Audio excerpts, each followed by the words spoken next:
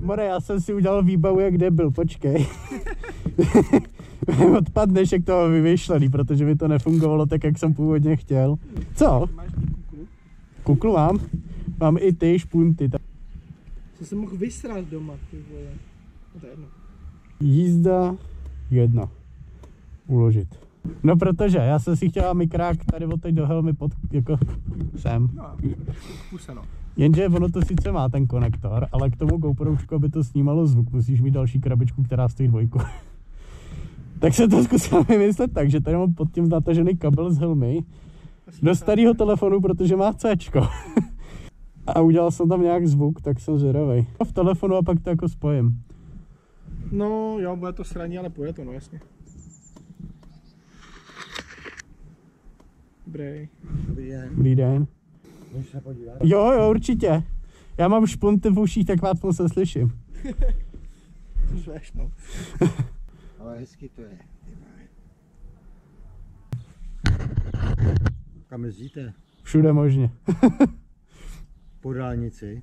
Ne. Spíš někde nějaký okresky nebo něco. To asi šlape taky. Kolik to šlape? Prosím. Kolik to šlape? Má to napsáno v papírech 230 maximálku. A to už jsem tam měl, no. Jo, na těch tady. No, třeba tady na Kýcích. Tak když je prázdno, tak ono to... Měl štěstí, že tam nebyli. No, to taky. Takže 200 to vyšlape. Jako s přehledem, no.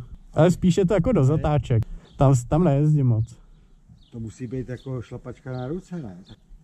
Tadyhle motorky, tyhle Yamaha. Trošku vystrašit lidi. Jenom ten pocit. Víš, že něco řídíš. Něco pěkného, něco silného. To je schválně. Tomuhle se říká indikátor náklonu. Jo, když už šoura. Když když škrtá, tak víš, že seš na hraně té motorky. Tak je to moc. Že to ještě jako zvládne, ale dál už to neklop. No, už to neklop. To zvuk.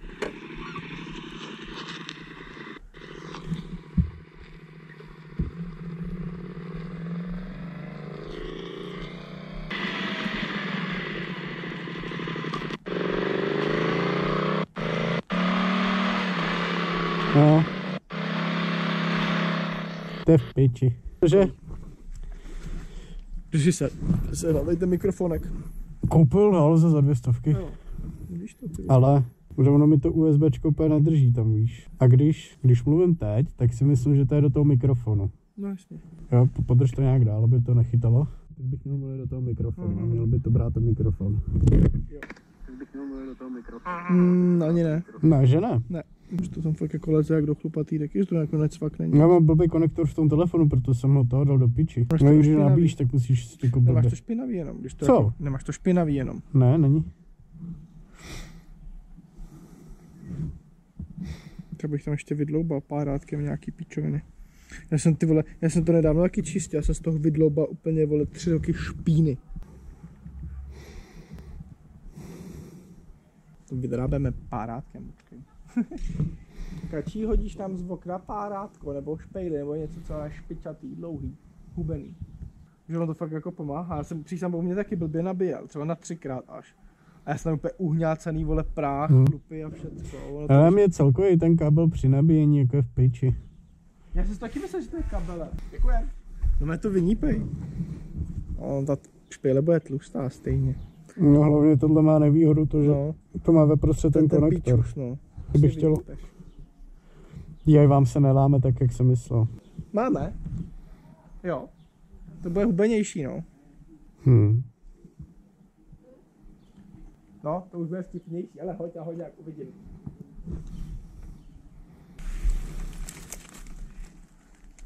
Jo? To bude hubenější, to je lepší. No ty pičo, já ho tam zlomím, ne, ty vole. Kunda. Úplně. Dobrý. Taky stáváš tady ten, ale vidíš to, co to vynáš za hovna všechno. Tyve, co to máte za párátka? Nevím. Ty fakt vydrží hovno. To mě vezmeš a... Ale samo úplně. Taky v práci nemáme. Foukni.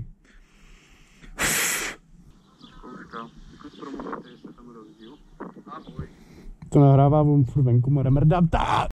Tak nic. právě myslím, že máš jako to v plánu něco special natočit.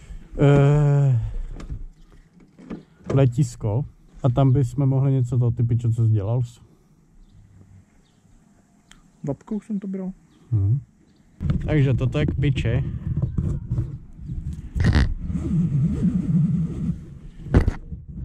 Jsem myslel, že najdu někoho šikovného. Třeba lepit folie. Že hádám, že tady ty lidi umí jakoby i kitovat. Ne, ještě ne.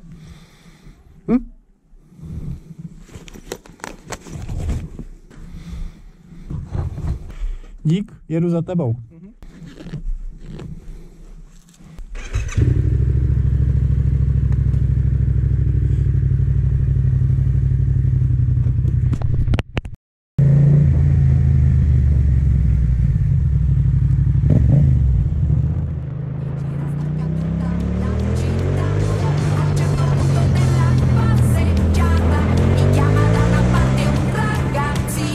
Sembrava